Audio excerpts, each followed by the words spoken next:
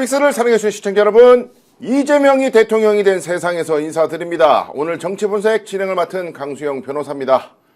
오늘은 노영희 민주당 선대위 가짜뉴스 대응단 부단장 겸 뉴미디어 대응단장, 그리고 신용환 민주당 선대위 전략자문단 부단장 나오셨습니다. 노영희 변호사님 잠시 뒤에 조금 교통 문제로 약간 늦으시는데 잠시 뒤에 인사드리고요. 신용환 교수님 먼저 인사 올리겠습니다. 안녕하세요. 네, 안녕하세요. 신용환입니다. 거의 교수님. 밤샜다시피 하고 목은 갈라졌지만 예. 몸은 에너지 충만입니다. 그렇습니다. 어떻게 보면은 이재명 대통령 성남의 13살짜리 소년공이 화학약품 냄새 맡고 12시간 동안 프레스기가 팔에 끼어서 연구 장애를 가졌던, 그리고 앞정은 바닥에 깔아놓고 2시간, 3시간씩 자면서 줄경야독을 했던 그 소년이 우리의 대통령이 돼서 나타나셨습니다. 네.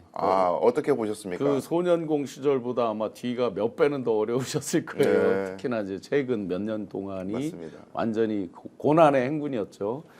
죽을 고비가 여러 번 있었죠. 물리적으로 죽을 고비, 네. 또 사회적으로 죽을 고비, 심리적으로 죽을 고비들이 다 정말 도처의 지뢰밭이었는데 그 지뢰밭을 다 넘고 산 넘고 물 건너서 다 극복해내고 결국 이제 완전히 새로운 진짜 대한민국을 만드는 그 첫 출발선에 오늘 이제 서게 됐습니다. 네. 감회가 저도 새롭고 저도 작년 10월 말에 10월 27일 날 명태균 게이트에 그 여론조사 불법 여론조사를 처음 이제 뉴스타파랑 공개한 이후에 네. 이제 고난의 행군이 시작이 돼서 그럼요. 11월 초에 이제 예화랑 거 댓글 부대 건 해서 한 지금까지 공개한 게 한 20건 정도 되는 것 같은데 네. 그러면서 11월 21일 날 창원지검 이제 조사 받고 24일 날쯤에 이제 자료 다 제출하고 윤석열이 김용현 불러서 이거 안 되겠다, 때려 엎어야 되겠다 하면서 이제 12월 3일 날 내란이 일어나고 네. 민주당의 세미나를 한번 갔더니 김남근 의원께서 소개를 할 때 네. 내란 촉발자 신용환 교수 왔다고 내란 이렇게 말하는데 웃기기도 하지만 또 가슴이 뭉클하기도 하고 예. 어제 같은 경우는 감회가 정말 새로웠습니다. 정말 시민의 한 사람으로서 교수님께 정말 깊이 감사드립니다. 많은 고난의 역경이 있으셨을 텐데 별 말씀을요. 꼭 견디시고 정말 큰 역할 해주셔서 너무너무 감사합니다. 당연히 할 일 한 것인데 그게 이제 지금 이재명 대통령에 비하면 아무 일도 어려움이 없는 거고 또 진실을 향한 실체적 진실을 향한 그런 열정, 노력 이런 것들은 앞으로도 계속돼야 된다고 봅니다. 네. 오전 6시 21분부터 이제 임기가 시작돼서 국군 통수권도 이양을 받으셨고 7시에 단성증 수령하시고 잠시 뒤에 이제 11시에는 국회 로텐도홀에서 이거 제가 좀 마음이 아픈 게 약식 취임식을 할 수밖에 없는 굉장한 배려죠. 이런 예. 이제 시작부터도 엄청난 이제 고도의 정무적 감각이 아주 네. 제대로 발휘되고 있다. 왜냐하면 누구는 초대하고 누구는 초대받지 못했냐. 그런데 이제 인수위가 없는 그 대선이었고 네. 그러다 보니까 땅땅땅 당선증 하고 바로 이제 사실상 업무 개시란 말이죠. 네. 그러다 보니 누구를 초대하고 누구를 안 하고 그러면 국민들 가운데 특히나 이렇게 이제 염원했던 빛의 혁명의 수많은 국민들이 서운할 수 있거든요. 그렇죠. 그렇게 보면 법에 정해진 3부 요인 포함해서 최소 인원들로 하고 또 자발적으로 축하 나온 시민들은 이제 나오면서 또 인사드릴 수 있는 거고 그래서 예. 굉장한 그 배려죠 거꾸로. 아쉽지만 배려죠. 네. 네. 자, 말씀 나누는 순간 이재명 대통령이 세상에 맞이하는 것에 또 혁혁한 공을 세우신 노영희 변호사님 오셨습니다. 안녕하세요. 네, 안녕하세요. 밤 3시인 거 아닙니까? 저희 다 지금 잠을 못 자가지고 거의 밤을 새워가지고 사실 여기 오는데 위험해서 사고 날 뻔했어요. 운전하셨죠? 네. 너무 고생하셨어요. 제 차 안 타신 게 다행이에요. 저희 같이 네, 아침에 같이 뉴스 했던 공장 네. 끝나고 저는 급하게 뛰어나와서 저 택시를 타고 왔고 네. 정말 저는 간밤에 한 새벽에 1시쯤에 개표를 이렇게 보고 있는데 갑자기 서울이 붙어가지고요. 거의 10만 표 차이까지 좁혀지면서 이거 미친 거 아니야? 왜 이래? 그리고 출구조사 결과보다는 표차가 많이 줄면서 안 좋게 나왔죠. 네. 이게 좀 이겨도 참 마음 한구석이 씁쓸한 그런 점이 있었거든요. 노 변호사님 어제 어떻게 개표 상황 지켜보셨습니까? 사실은 출구조사를 믿었어요. 네. 근데 출구조사를 믿었는데 그 3사가 공동으로 한 출구조사 말고 JTBC하고 채널A하고 MBN하고 따로따로 한 그리고 미디어토마토까지 따로따로 한 출구조사가 있었잖아요. 네. 근데 거기서 보니까 약간 그 MBN이 좀 튀더라고요. 그러니까 MBN이 튄다는 거는 기본적으로 이재명 대통령에 대해서 50이 안 된다고 나온 유일한 아마 그랬던 것 같아요. 네. 그래서 그걸 보면서 MBN 역시 좀 저쪽 사람들하고 친하니까 저렇게 결론이 났을까 이제 그리고 넘어가려고 그랬어요. 근데 12시 넘어서까지 이제 분위기가 이렇게 심상치가 않으면서 점점 이 김문수 후보하고 이재명 후보 간의 사이의 차이가 좀 줄어드는 걸 보고 조금 놀랐는데 네. 그래도 사전투표 공개되고 어쩌고저쩌고 하면 결국 상관없을 것이다. 그리고 각 방송사에서 당선 확실이라고 했기 때문에 별로 걱정은 안 했거든요. 그래서 이제 아침에 제가 어제 1시 넘어서까지 그걸 확인을 하고 방송까지 하고 그리고 이제 아침에 일어나서 이 다른 방송 때문에 일어나서 나왔는데 49점 몇으로 그리고 여기는 41점 몇으로 이게 다 달라진 거예요. 그래서 네. 내가 그걸 깜짝 놀래서 야 역시 진짜 이게 쉬운 일이 아니구나. 게다가 보수 결집 우리가 막판에 본투표 때 보수 결집하는 걸 깜짝 봤잖아요. 네. 이게 정말 이들의 저항성, 이들의 이 DNA는 우리가 따라갈 수가 없다 이렇게 생각했고 네. 그럼에도 불구하고 부정선거에 붙자도 못 나오게 8% 포인트 이상으로 차이가 크게 났다는 거는 매우 의미가 있었다 생각합니다. 실제 이제 그 김문수 후보가 사실은 많이 아쉬웠죠. 어떤 면이 아쉽냐면 당선 확실 이 정도 나오면 그게 이제 추세를 보고 다 확실을 하는 거지 뭐 유력하고 또 다르잖아요. 확실은. 네. 저희가 이제 11시 반 정도 되면 이번 같은 경우는 확실 나오겠다 했더니 진짜 그쯤에 나오더라고요.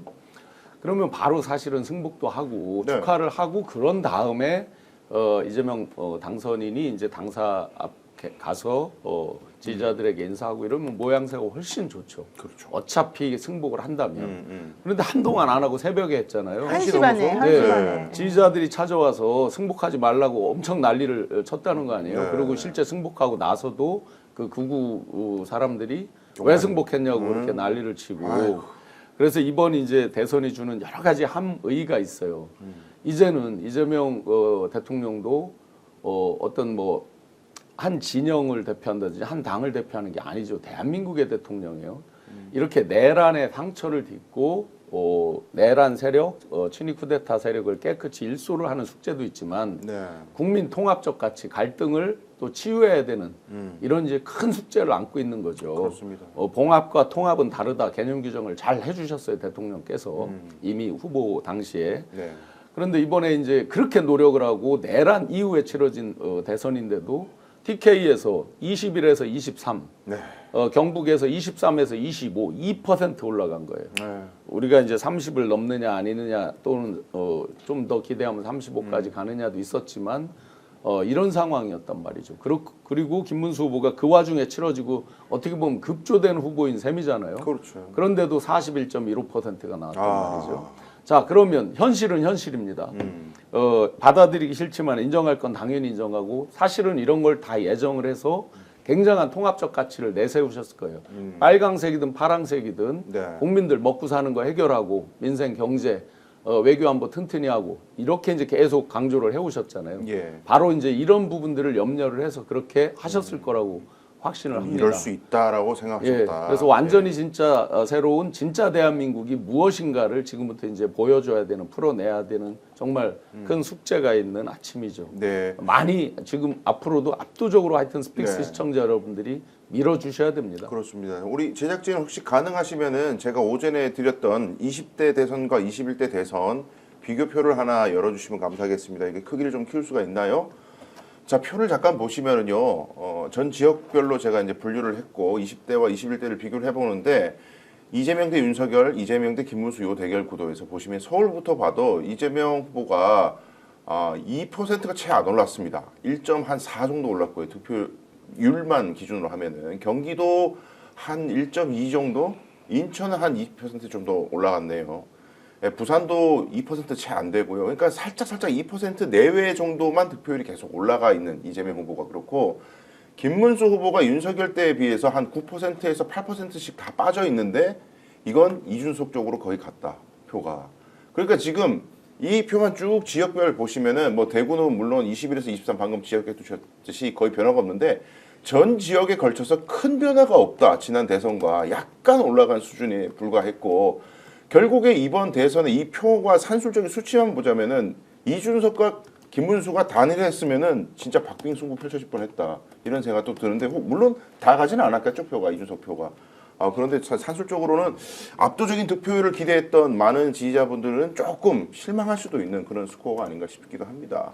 근데 그래도 뭐 저는 그렇게까지 생각하지 않고요. 어차피 지난번에 이준석 후보가 보여줬던 엽기적인 해명과 그 잘못된 사고방식에 사람들이 많이 놀랬고 네. 실제 이준석 후보를 지지한 사람들은 단일화가 만약에 진행이 된다 그러면 나는 내 표를 김문수에게 다 주겠다 이런 사람들이 별로 없었고 내가 나중에 단일화를 하든 안 하든 끝까지 나는 이준석 찍겠다 하는 사람들도 그렇게 많지 않았어요. 예. 그래서 그때 나온 걸로 보면은 단일화를 하게 되면 오히려 이재명 후보에게 표를 주겠다고 한 사람이 29%, 그다음에 나는 그래도 끝까지 변하지 않고 이준석에게 주겠다고 한 게 뭐 40몇 프로 뭐 이런 식으로 정리가 됐었기 때문에 네. 저는 이게 단일화를 했다 하더라도 저렇게 산술적으로 뭐 오히려 더 저쪽이 더 잘 됐을 것이다 이렇게 저는 절대 보지 않아요. 네. 그래서 그런 측면에서 보자면 실제로 그리고 단일화가 있었다 그러면 오히려 더 이 진보 쪽에 결집을 더 많이 했을 거라고 그럴 수 봐요. 있다. 그래서 그거는 걱정하지 않는데 네. 이제 내가 하고 싶은 말은 그럼에도 불구하고 사실 이 사건, 이 투표는 내란 세력들 때문에 생겨난 투표인데 이들은 그 잘못을 인정하지도 않았고 끝까지 자기네가 잘했다고 버티고 제일 나이 어린 후보마저도 자기가 뭘 잘못했냐 그러면서 국민들하고 싸움이나 걸고 있는 이런 상황, 본질이 뭔지를 전혀 이해하지 못하는 그런 네. 상황인데도 불구하고 국민들이 그들에게 어느 정도 표를 주는구나. 네. 전 사실 여기서 충격을 받았거든요. 맞습니다. 저는 그래서 그 부분에 대해서 우리가 좀 앞으로 짚고 넘어가고 해결하고 넘어가지 않으면 이 대한민국이 계속해서 분열 양상으로 갈 수도 있겠다 이런 생각합니다. 네. 2017 탄핵 직후의 대선과 이번 대선의 이제 현격한 차이점이죠. 그때는 바로 박근혜라는 사람이 무너지고 사과도 하고 빠졌단 말이죠. 네.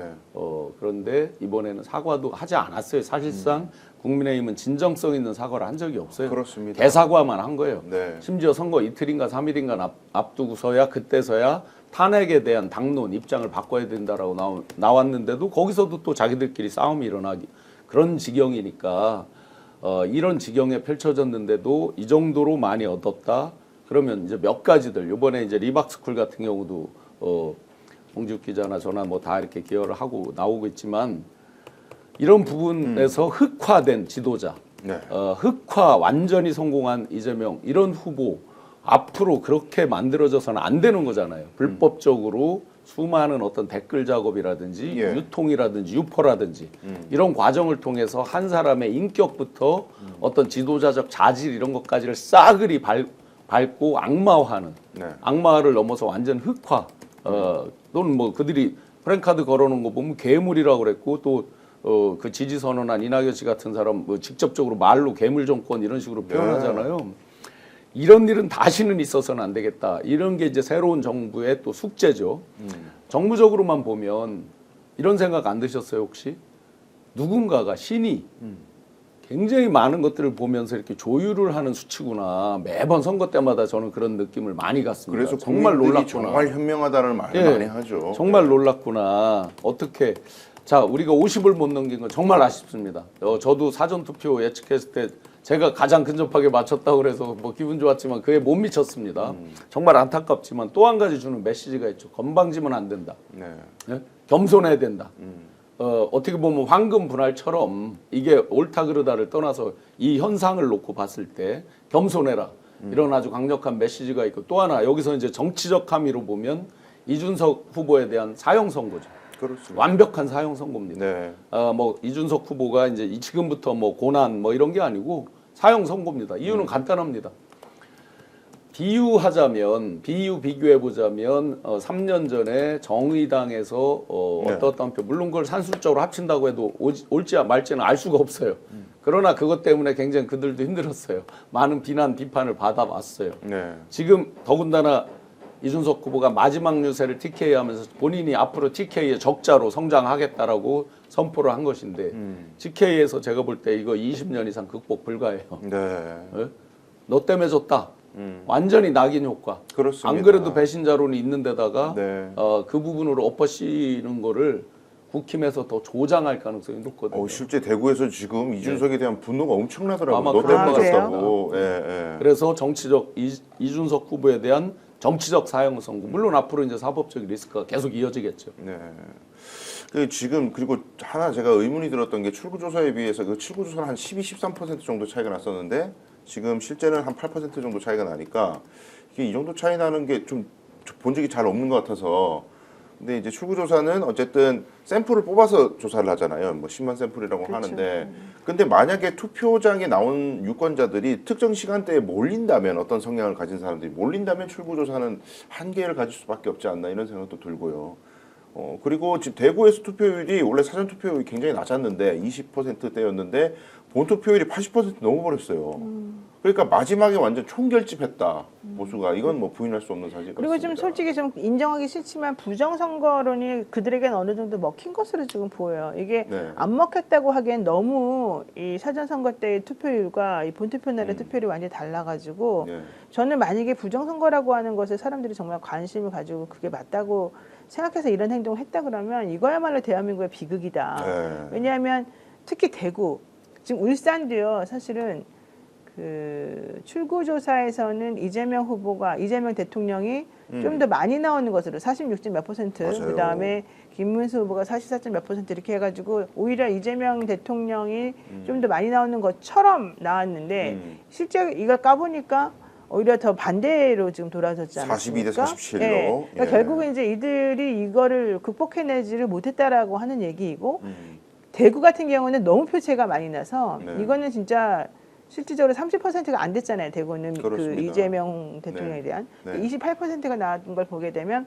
결국은 부정선거론으로 자기네들은 결집하고 정치 승리를 따로 하고 있다 이제 이런 얘기라서 네. 이게 계속된다 그러면은 통합에 정말 저해가 돼요. 어제도 밤 12시 정도에 각 방송에서 이거 이재명 당선 확실 이게 나오는 와중에 문자가 막 계속 들어오는 거예요. 이거 부정선거 우리 인정하지 못한다. 네. 지금 현재 이 상황을 우리가 극복해야 된다. 이런 얘기 계속 나누는 걸 보고 야 이분들은 정말 이 세뇌가 됐든 뭐가 됐든 간에 이 상황을 이해 못하고 인정하지 못하는구나. 그럼 이게 앞으로 이 전국 운영에 있어서 매우 암적인 그 존재를 유발할 수 있는 가능성이 높고 네. 정말 그나마 지금이야 민주당의 국회의원 수가 좀 더 많으니까 국정 운영에 있어가지고 아주 막 힘들고 그러지는 않겠지만 예. 내년에 당장 지방자치단체 선거가 있고 또 그 이후에 또 2년이가 있다 그러면 또 국회의원 선거가 또 있단 말이에요. 네. 근데 그때가 되면은 이재명 대통령이 레임덕에 이제 걸릴 가능성이 있어요. 이 사람이 8년 뭐 이렇게 하는 게 아니잖아요. 일단은 5년 단임제인 거잖아요. 물론 개헌을 하더라도 그 다음부터 되니까. 네. 그렇게 되면 그때쯤 되면은 아예 미리 2, 3년 안에 1, 2년 안에 모든 걸 해결해 놓지 않으면 그때 가서는 정말 예전에 문재인 시즌 2가 될 수 있을 수밖에 없다. 이런 생각이 좀 들어서 저는 그게 매우 걱정이 돼요. 매서운 경고시네요. 부정선거에 대한 거 뭐 당연히 동의합니다. 특히나 이제 중앙선관위의 그 허술했던 첫날의 관리. 아우, 이것 정말. 때문에 이제 둘째 날 사실상 투표율이 물론 금요일이라는 측면도 있었지만 많이 떨어졌잖아요. 네. 작년보다 분명히 그 기세로 보면 올라갈 기세였는데 지난 선거보다 뒷심이 떨어졌다. 예, 뒷심이 많이 떨어졌죠. 거기에 네. 이제 첫날 그 부실 관리 뭐 또 인위적인 무슨 자작극 비슷한 뭐 이런 것까지 나타나면서 부정선거에 대한 의심이 커졌고 이게 진영별로 굳이 분류하자 그러면 보수 진영에서 훨씬 더 그 의심이 커졌겠죠. 이제 그런 게 있고 또 하나는 이제 이번에 샤이 진보다 샤이 보수다 이런 얘기를 우리가 흔히 하는데 네. 내란 추니 쿠데타에 이어져서 생긴 조기 대선이란 말이죠. 말을 못 하는 거죠, 이들이. 네. 찍어도 말을 못 하는 거예요. 거기에 이제 흑화된 그들이 흑화에 성공해 놓은 이재명 후보의 어떤 그런 이미지 이런 것들하고 이제 같이 맞물리면서 속으로 그들이 계속 프랭카드에 정책 이런 거 별로 본 적이 없고요. 초지일관, 기승전, 이재명 아주 흑화되는 더 흑화시키는 그런 내용의 문구들만 늘 가 있었죠. 온 그 대한민국을 덮고 있었죠. 사거리마다. 그러다 보니까 찍어도 말을 못 하는 거예요. 상대적으로. 예. 그런 부분이 이 사전 출구조사에서도 어느 정도 조금 오차가 있지 않았나 생각이 돼요. 10만 샘플이면 사실상 우리 유권자 전체를 놓고 봤을 때 네. 거의 표준에 수렴하거든요. 그럴 수밖에 없죠. 오차범위 통계학적으로. 거의 네. 한 맥시멈 1% 이내로 틀릴 텐데 3년 전 같은 경우는 0.1% 틀린 거거든요. 거의 맞췄죠. 네, 거의 맞춘 네. 거거든요. 0.6을 예측했는데 0.73이 됐으니까. 그런데 이번에는 그런 내란에 이은 그 부분 때문에 좀 감춘 보수들이 많았을 것 같다. 네. 그리고 이제 저 TK, PK 이야기를 안 할 수가 없는데 어제 사실 이제 출구조사가 발표될 때 이 자리에서 제가 방송하다가 대구 경북 쪽 출구조사 결과를 듣자마자 이제 서러워서 울었는데 야 이거 정말 안 울었어요? 되는 거야. 예. 아니 눈물이 나더라고요. 어제 왜냐하면 같이 방송하는데 침도 많이 튀겼습니다. 아니 이게 와 그 민주당 고생하신 대구에 있는 분들 얼굴도 생각나고 참 그 열심히 그리고 저도 방송을 여기 와서 하는 이유가 이제 조금이라도 고향을 바꿔보겠다고 그러는 건데 저희 가족들은 바뀌었단 말이죠. 제 방송을 자꾸 보시니까 제 방송 보시다 보니까 어른들이 생각이 바뀌었어요. 근데 그분 와 아직도 공고하구나. 그리고 부울경이 그 이제 뭐 국힘이 그런 얘기 했잖아요. 야, 이 부울경에서 결집하면은 우리 골든 크로스 진짜 할 수도 있다. 이런 얘기를 했었는데 부울경이 생각보다 아직도 공고한 국민의힘 쪽 지지세를 많이 보이고 있고 이게 참 영남은 이런 식으로 되면은 이제 저는 이제 이번 선거의 가장 큰 의미가 국민의힘 세력의 종말. 네. 이게 이번 선거로 반드시 돼야 된다고 생각을 했는데 숨통을 붙여준 꼴이 됐다. 또 영남이. 네. 야 이게 너무 비통해요 이게. 맞아요. 지금 숨통을 붙여줬다는 거에 이제 커다란 의미 부여가 뭐가 있을 수 있냐면 41.15를 얻은 부분이에요. 네. 2017년에 홍준표 씨가 24%를 얻고 엄청 큰 소리를 쳤어요. 내가 말이야 나가기도 싫은데 경남지사를 억지로 뭐 이렇게 해서 끄잡아 올려서 뭐 해서 24를 얻었다 하면서 바로 당대표를 직행을 하잖아요. 네. 24를 얻고도 그거를 굉장한 자랑 삼아서 당대표까지 직행을 했던 그런 전력을 가지고 있는 정당인데 예. 이번에 이들은 뭐라고 하겠어요. 내란과 이런 것들 끝에도 내가 41.15를 얻었다 하면서 엄청 잘 싸웠다. 김문수 씨든 김문수 후보든 또는 그를 지지했던 세력들 가운데 당권은 거의 맡아놓은 거나 마찬가지예요. 이제. 네. 그러니까 이제 원래는 김문수가 처참하게 지면은 후보 경쟁력 떨어졌다. 너 왜 말 실수를 했냐? 너 왜 한독수하고 단일화 거부했냐? 어쩌고저쩌고 해가지고 싹 날려버리고 당권 잡으려고 그랬는데 이 스코어는 권성동 같은 사람들이 김문수 너 때문에 졌어라고 말을 절대 할 수 없는 스코어가 나와버렸다. 오히려 이제 이렇게 되겠죠. 권성동이나 당신들 무슨 뭐 이재명 후보를 응원했던 한기호, 안철수 뭐 이런 사람들 아니었으면 더 올라갔을 거다. 이렇게 네, 이제 오히려 공격을 하겠죠. 거꾸로. 배신자 때문에 졌다. 네, 근데 네. 그런 말 할 수 없는 게 네. 권성동 자기도 이재명 후보를 지지하는 발언을 자기도 했기 때문에 그런 말을 할 수 없을 것 같고 네. 사실 김문수가 점수 득표를 많이 하긴 했지만 그 김문수 효과라기보다는 그냥 보수에 대한 결집, 보수를 사랑하는 그냥 사람들의 기본적인 마인드를 누구를 거의 갖다 놔도 그 정도 나온다라고 생각하기 때문에 진영의 결과다. 저는 김문수가 게다가 이 의원들 사이에서 새가 없는 사람으로 알고 있어요. 네. 그래서 오히려 저는 김문수 자체에 대한 그런 뭐 옛날에 홍준표처럼 뭔가 해볼 것이다 이렇게 생각하지는 않고 다만 이제 김문수가 하고 싶은 거는 자기 자체적인 세력이 없기 때문에 정광훈이라든가 뭐 다른 사람으로부터 뭔가 연합전선을 펼쳐가지고 손을 좀 잡는 모습으로 해야지 자기는 좀 말빨도 쓰고 할 말이 좀 있을 것 같거든요. 근데 그거를 국민의힘이 잘 끊어낼 수 있느냐 없느냐 이게 저는 첫 번째 관건이라고 보고 두 번째 관건은 지금 현재 안철수 후보의 모습을 좀 잘 봐야 돼요. 안철수 후보가 안철수 의원이죠. 안철수 의원이 어제 맨 앞에 앉아 있었어요. 자기가 마치 이 모든 사건의 책임자인 양. 그리고 사실은 단일화를 하러 쫓아다닌 사람이 또 안철수였었어요. 네. 그래서 사람들이 한덕수를 교체하지 못할 바에야 그리고 이준석 데리고 와가지고 이거 해결 못할 바에야 안철수를 한번 밀어보자 이런 얘기를 사실 국민의힘에서 했었단 말이에요. 그동안에. 네. 그런데 결국 안철수 끝까지 그 자리를 지키면서 자기 책임을 다 알려는 모습 보였어요. 안철수는 책임감을 하는 정말 끝내주는 것 같아요. 그러다 보니까 오히려 안철수 같은 사람이 들어오면 네. 버리기도 쉽고 우리 마음대로 하기도 쉽고 이렇게 생각하는 것 같아요. 바보. 죄송합니다. 바보라니. 조금 모자란 형을 모자란 형을 동네 바보형이야? 그보다도 이제 동네 착한 바보형으로 한번 해가지고 우리가 마음대로 할 수 있다고 생각하는 게 아닐까라는 개인적인 생각이 들어서 예. 이렇게 되면 한동훈이라고 하는 강력한 이 빌런을 없애는 용으로 안철수라는 사람과 그 사람을 둘러싼 우리 윤핵관들이 한번 뭉쳐보자라는 생각을 저는 하고 있을 것으로 조금 충분히 보이고 네. 김문수는 그 중간에서 바깥에 약간 외곽에서 이렇게 서포팅하는 방식으로 좀 들어갈 것 같거든요. 네. 그래서 결론은 이제 우리가 관전 포인트로 봐야 될 것은 이재명 대통령과 민주당의 그 실제 일 잘하는 모습, 그다음에 그동안에 엉터리 됐던 걸 어떻게 살을 이제 메이크업 해가지고 제대로 만들어내냐 이것을 기분 좋은 시선으로 쳐다보는 것 플러스 예. 망가져가는 국민의힘과 망가져가는 보수 대권이 어떤 식으로 이루어지는가, 자기네끼리 어떻게 싸우는가, 이런 걸 한번 좀 보는 재미, 네. 이런 식으로 좀 구분되지 않을까 싶습니다. 변호사님 말씀하시는 국민의힘의 그 지금 초반 행보는 굉장히 불편한 거잖아요. 예, 싸울 수밖에 없는 구도라서 이건 뭐 전당대회는 할 수 있을란가? 이렇게 몇 년을 다들 고생하시면서 정말 가슴을 졸이면서 마음을 모아주고 표를 모으고 다 했는데 네. 시청자 여러분들께 죄송하게도 다시 한번 또 끝까지 강력하게 지지하고 밀어달라는 말씀을 다시 부탁드리지 않을 수 없습니다. 예. 우선 첫 번째는 이 41.15와 그 8.34가 주는 의미 때문에 그렇습니다. 언론 지형 지금 어떻습니까? 민주당이나 또는 이재명 대통령에게 그 우호적인 언론이 있습니까? 거의 본 적이 없습니다. 네. 아마 유튜브 빼고는 거의 아주 전폭적으로 지원하고 밀고 할 수 있는 언론은 없습니다. 네. 그렇다는 얘기는 허니문 기간이 없다는 얘기입니다. 그렇죠.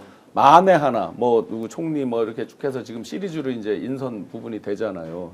이런 데서 이제 뭐 이상하게 뭐가 됐다 그러면은 바로 물고 뜯고 기존에도 대선 내내 기승전 이재명 발목도 부족해서 허리춤까지 다 끄잡아 내리던 사람들인데 네. 언론에서 한 번도 진짜 뭐 좋은 쪽으로 우호적으로 한 적이 없어요. 그러면 우리가 흔히 이런 농담을 합니다. 이제 정부 청와대 일해본 사람들이 당선되던 날 밤 딱 네. 그 당선 확정 그날이 가장 피크점이라고 농담을 합니다. 그럼 그 뒤로 계속 끄잡아 내린단 말이죠. 그런데 이번에는 더더군다나 이 내란 이 이후에 언론의 그 허니문이 없다라는 점 때문에 결국은 다시 또 그러면 커버해주고 뒤에서 밀어주고 독려해줄 분들이 우리 국민들밖에 없다는 거 그게 첫 번째고요. 예. 두 번째는 바로 국민의힘의 내분 때문에 그렇습니다. 국민의힘이 4분 오열을 해야 되는데 네. 이게 4분 오열을 하지도 못합니다. 그들의 경험을 보세요. 유승민 대표 때 위화도 해구는커녕 서강대교도 못 넘어가서 도로 돌아온 사람이 31명인가 갔다 21명인가가 하루 이틀 만에 그냥 다 돌아오는 꼴이 돼버렸죠. 네. 그런 사람들이에요. 항상 양지지향이고 권력지향입니다. 네. 아랫목 위주로만 있고 풍찬 노숙을 거의 해본 적이 없어요. 네. 쇼에 가까운 천막당사만 일부 있어 봤고요. 웰빙 정당이라는 네, 거죠. 웰빙 정당이죠. 그러다 보니까 이 사람들이 바른 목소리를 내면서 일종의 진짜 개혁진보 같은 그런 목소리를 낼 세력이 없는 거예요. 거기에다가 농담으로 저 북한에서 김정은한테 건성건성했다가 교화소 끌려갔다가 교육받고 다시 몇 개월 만에 나타나는 뭐 사성장군 이런 사람들 많이 있잖아요. 네. 건성건성 절한 사람 있죠. 그 한동훈 세력이 설 자리가 없어요, 현실적으로. 예. 그냥 정상적인 정당 같았으면 다음번 당권에 다시 힘을 모아서 뭘 해보자. 자, 지금 이 정도 나왔어요. 젖잘싸 소리가 나올 거예요, 자기들 내부에. 그렇죠. 그 세력들이 뭐 물론 한동훈 씨 세력도 건전한 보수라고 보기도 어렵지만 그 세력들이 설 자리가 생각보다 없어요. 네. 밖에 있는 이준석이라는 그 개혁신당은 어떤 뭐 건전보수나 개혁보수가 아니라 펜코류의 다른 극단적인 형태의 다른 정당이 되어 있는 거고요. 자, 그러면 이게 뭘로 표출됩니까? 결과적으로. 이들이 안에 이런 어려움을 해결하기 위해서 밖에 외적을 만들죠. 일본이 자기네 내부의 싸움을 탈피하면서 나가기 위해서 우리 조선시대 조선 임진왜란을 일으키고 하면서 자기들 거를 극복하듯이. 빨갱이 놀이 딱 그거 아니에요? 그렇죠. 그러면 이들이 내부적인 걸 해결 못하면서 계속 기승전 이재명 정부, 국민주권 정부 발목 잡는 걸로 표출이 된다. 네. 그래서 정말 시청자 여러분들께 죄송하지만 최소한 초기 6개월, 1년 계속해서 응원해주고 혹시 이게 인수위도 없는 정부이기 때문에 실수할 수 있습니다. 누구나 완벽할 수는 없는 거예요. 당연히 인수위는 2달이나 150명에서 190명이 되는 인원들이 준비를 하고 들어가는 거예요. 네. 그런데 그런 거 없이 바로 지금 시작을 한단 말이죠. 당연히 실수나 또는 아주 치명적이진 않지만 국민들 보기에 어떤 안타까운 일들이 그런 장면들이 있을 수 있습니다. 그래도 허니문 기간이다 생각하고 참고 밀어주고 하는 이거 결국 믿고 국민주권 정부를 성공시킬 게 국민밖에 없다라고 예. 생각을 합니다. 이재명 대통령의 그 초반 행보도 굉장히 주목되고 또 고난도 많을 것이다. 이 외신들도 그렇게 평가하고 있더라고요. 예. 외신들도 압도적인 권한을 가진 대통령 그렇게 이야기하기도 하지만은 뉴욕타임즈 같은 경우에 최근 수십 년 동안 가장 강력한 권한을 가진 대통령이 될 것이다.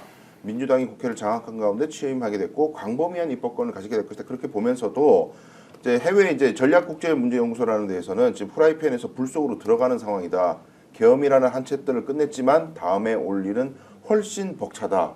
또 월스트리트 저널은 중국과 미국 사이에서 균형을 추구하는 이재명이 트럼프에게 맞서는 형국이 될 경우에 한미 관계가 빠르게 악화될 수도 있다. 어려운 난제가 될 수 있다. 이런 식으로 지금 대외 대내 상황이 최고난도 수준이다. 정말 그래서 국민들께서 압도적인 지지를 계속 보내주셔야 된다. 그런 말씀을 하시는 것 같습니다. 자, 그런데 이제 이준석 얘기를 조금 해보죠. 뭐 8%짜리를 얘기할 이유가 있나 싶기도 하지만은 그래도 정치 현장을 어지럽혔기 때문에 정리 대상 중에 하나다 이 세력. 일단 선거비 보전 전혀 못 받았습니다. 천하람이 출구조사 발표되는 순간 굉장히 좌절하는 표정을 보였었고 얼음장이 된 표정들을 모두 다 지켜보셨는데 개혁신당의 미래 이거 당이 존속할 수 있나? 이준석은 국힘으로 들어가나?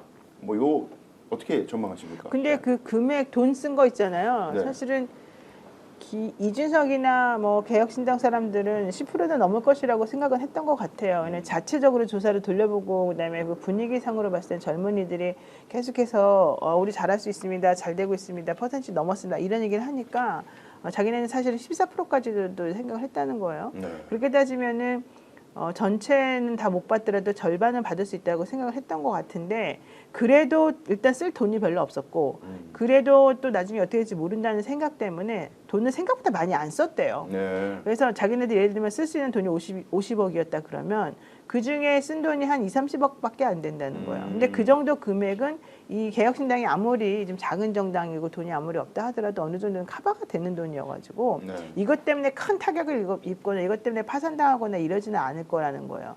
그래서 이제 제가 얘기를 들어본 바에 의하면 돈 자체를 쓴 것보다도 이제 자기네끼리 계속해서 분열되고 그다음에 김용남, 허은하가 나가버리고 예. 그다음에 남아있는 사람들끼리는 이 상황을 조금 해결하기가 조금 부적합해 보이고 실제 엄청나게 큰 정당인 국민의힘이 호시탐탐 자기를 노리고 있는 예. 이 보수라고 하는 곳에서 자신들의 자리매김할 수 있는 상황 자체가 좀 애매하다. 요것 때문에 앞으로 방향성을 어떻게 설정할지를 좀 고민은 해봐야 된다 이렇게 보고 또 하나는 겉으로 말들은 안 하지만 이준석이가 사실은 처음에 그 3차 토론 때 했던 그 발언이 처음에는 먹히는 것으로 생각하고 괜찮다고 생각했다가 결국은 그것 때문에 지금 한 2% 빠져가지고 10%안 나왔다고 좀 어제 자체적으로 분석을 하는 것 같아요. 예. 그렇게 되니까 이제 이준석이 잘못한 건 잘못한 거지만 앞으로 그러면 이준석이라고 하는 이 상품이 이 보수 쪽에서 어느 정도의 위치를 차지하고 어느 정도의 가치를 가지고서 뭔가 새로운 걸 만들어낼 수 있을까? 여기에 대한 회의감이 좀 든다는 거예요.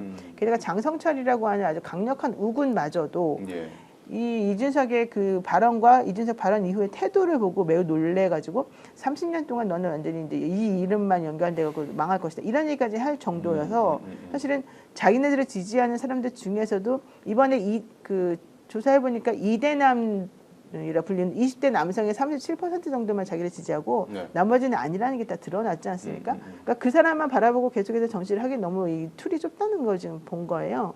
그래서 이런 것들에 대한 지금 본인들이 앞으로 어떻게 나가야 될지에 대한 고민들이 되게 많고 더 중요한 건 내년에 이제 그 지방자치단체 선거가 있는데 이 정당이 유지를 하려면은 그 지방자치단체에서 뭔가 하나라도 좀 내놔야 되는데 그렇죠. 과연 그게 과연 될까? 후보자 하나 세울 수 있을까? 네, 될까? 그다음에 본인들이 잘 못한다라고 한다면 그러면 국민의힘하고 합쳐야 될 텐데 국민의힘하고 합쳐가지고 또 그 안에서 자리를 잡을 수 있는 사람이 누가 될까? 해봤자 끽해봤자 이준석 자리 하나 주거나 천하람 자리 하나 정도 주는 거 이외에는 사실은 국민의힘에서 줄 수 있는 게 없어 보이잖아요. 예. 그렇기 때문에 단일화라고 하는 거를 괜히 끄집어내서 계속해서 그거에만 목매달았던 그 전술이 실패라고 지금 생각을 해가지고 내부적으로도 좀 서로 간의 싸움이 조금 약간 감정적으로 예. 그렇게 벌어지고 있는 듯한 양상인 것 같아 보여요.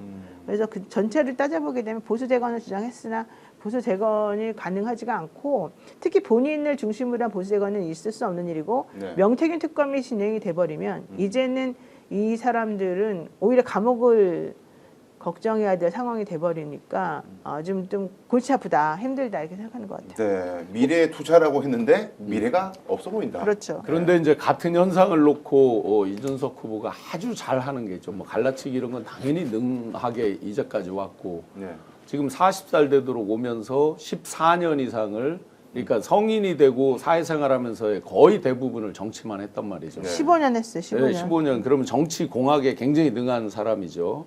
그러니까 같은 현상을 놓고도 해석을 달리 자기에게 아전인수를 하면서 돌려치기로 빠져나가고 하는 것들을 수도 없이 했잖아요. 그렇죠, 그렇죠. 네. 그러면 이 8.34에 대한 의미를 또 이렇게 이제 스스로 의미를 부여하면서 또 치고 빠지기를 계속 할 거란 말이죠. 아, 이건 미래 자산에 대한 일종의 이제 벽시, 내년에 싹을 틔울 그 투자를 자기는 그렇게 해서 그 정도 인정을 받았다라고 이제 아전인수로 계속 주장을 해 나갈 텐데, 국민들의 내리에는 아무리 그렇게 얘기를 해도 남는 건 이제 그 표현하기에 삐 처리되는 이런 것들이 이제 남는 거죠. 아마 이번에 리박스쿨이나 이런 걸로 마지막 부분에서 가려지지 않았다 그러면 훨씬 더 떨어졌을 거라고 저는 그렇죠, 생각을 해요.